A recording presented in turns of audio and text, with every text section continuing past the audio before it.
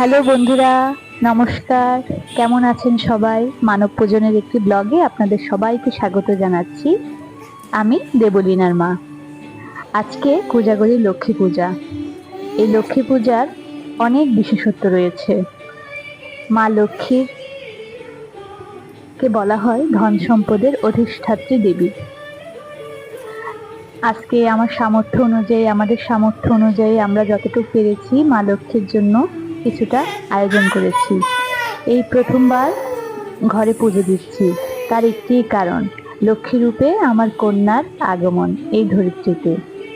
তাই মেয়ের বাবারও খুব ইচ্ছে যেন সুন্দর করে সাজিয়ে গুছিয়ে একটু পূজা দেই। ছোটখাটো করে মায়ের পূজা দিলাম। এই তো আমাদের সংসার।